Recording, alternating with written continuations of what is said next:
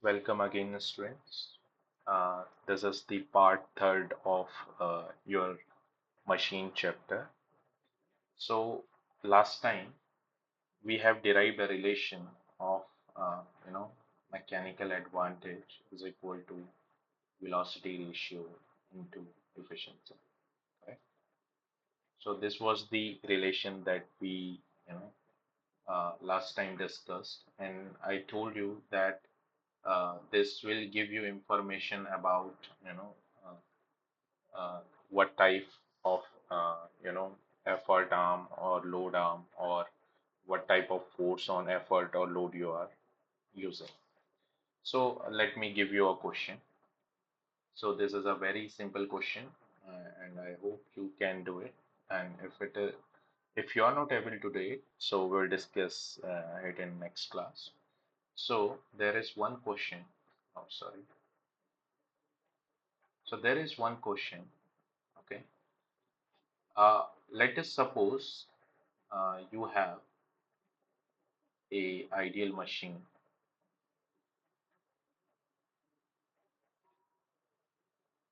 Okay, and it is given that the displacement of effort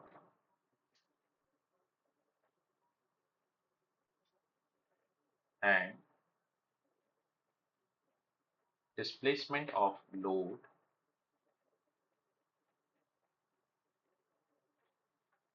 and effort is given by ratio 1 is to 3. Okay, so the question is, let us suppose you have an ideal machine and that the displacement of load and effort is given by ratio 1 by 3. So you know that the displacement of effort by displacement of load by displacement of effort is given by this. So now the question is part A, what is the mechanical advantage? Okay. And second question is, what is the load if effort applied is 40 Newton? So student, these are the two parts that you have to do. Okay, you can pause your video here and you can take 3 minutes to solve this problem and let me know your answer in the comment section. Okay, and if you have any problem, just wait for next video and I will explain this solution there. Okay, now let's go to the topic of today, that is lever.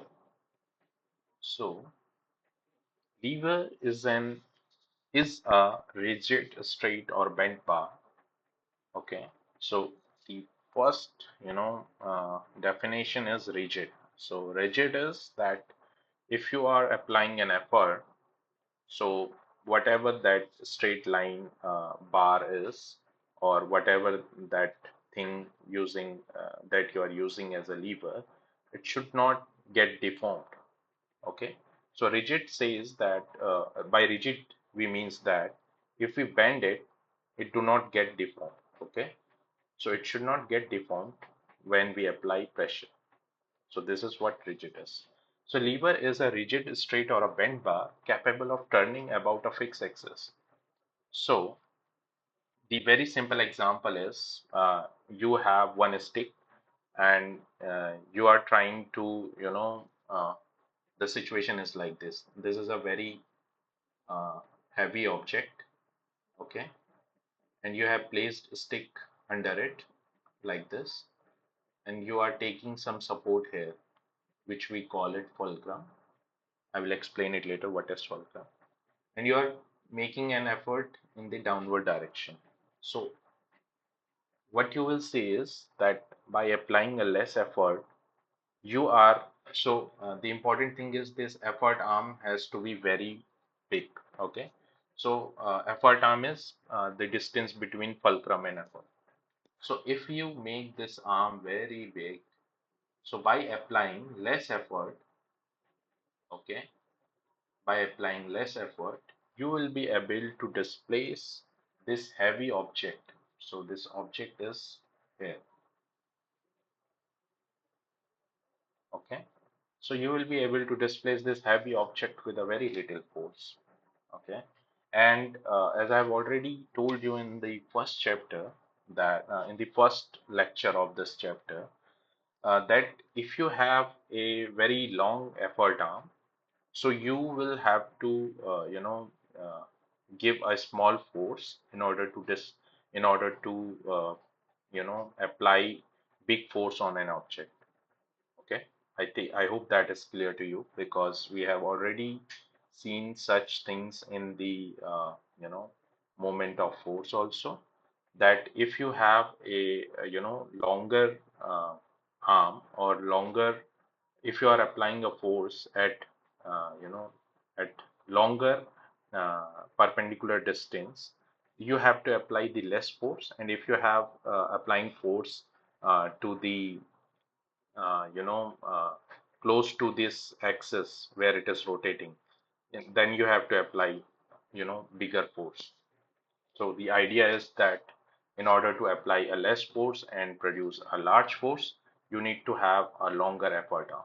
Okay, and I will try to convince you in a further lecture that how we can do it, and how it can be used to produce force multiplier. Okay, so if we take an ideal case, so for an ideal case, so ideal case here is that we are supposing that the rod that is used is weightless, and it is not having any friction between where the two parts are in touch with each other. So for example, this fulcrum and load that are joined here at this particular point, there is no friction, and this rod AB have no weight. So, but in actual situation, that is not a case, obviously. But in the ideal case, we can have this situation. So we can, all this physics is, based on that you take an ideal case and you do some calculation on that, and then you try to make the actual case based on these ideal cases. So formula will more or less will remain same, but this will give you a view that what should be the force you have to apply, what type of effort you need to apply in order to change the load, or change the displacement of load. So all these situation can be calculated by referring to ideal case, and then you can apply it to the actual case also. So formula will remain same. So levers work on the principle of uh, moments, principle of moments. So this principle of moments we have also earlier studied when we are talking of moment of force. So uh, in that point, I will explain it again so that our new viewers will also understand what is the moment of force. So let us say, let us say you have, okay, so let us say you have you have a bar like this, and it is it is able to rotate about this fixed point. So bar can go down and up along this fixed point. Okay, and similarly here it can go up and down along this point. So this point I am referring is at A, and bar is your B and C length. Okay, so we say uh, that whatever the so you are applying effort here. So let's say this is your effort and here it is your load. Just suppose. So whatever the moment of force that this effort is producing will be equal to the moment of force that L is so basically the moment of force that due to effort and due to load will be equal. Okay, that's what I have written here. So these two forces are being means these forces are going in opposite direction. So effort is when it is going down, so basically the load will tilt and it will go like this. Okay, so we say that the clockwise moment due to effort, so effort is basically a force, clockwise moment due to effort and anti-clockwise moment due to load, these will be equal. Okay, and this is the case when your effort arm is your AC and load arm, they are equal. Only then you can have this principle of moment satisfied. Okay, otherwise you have to take a greater force at effort and less force at L if your effort arm is less or more. Okay, so based on your principle of moments, students, I can write it like this, that E is the effort and AF is your effort arm. So I have already shown it here. So your effort arm is this, okay, between F and A. And is this is equal to the moment of force or moment of load about the fulcrum, that is L into FB. So you can rearrange this equation here and you can write it, you can bring E downward towards, on the right hand side and FB to the left hand side. And you will see that this is basically load upon effort is equal to AF upon FB. So AF is your effort arm. I will write it here. This is effort arm and this is load arm. Okay. So this load is to effort is your mechanical advantage. We have already seen this, and now that bring us to the important, you know, inference or result that this mechanical advantage is equal to the ratio of effort arm by load arm. So this is what we call as law of levers.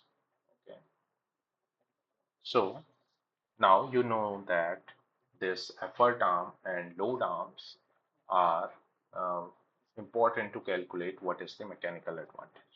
Earlier, you used to have load, uh, the ratio of load by effort. Okay. Let's say you are given load and you are given effort, then you are able to calculate the mechanical advantage. But now for the levers, by knowing what is the effort arm, what is the load arm, you will know what is the mechanical advantage.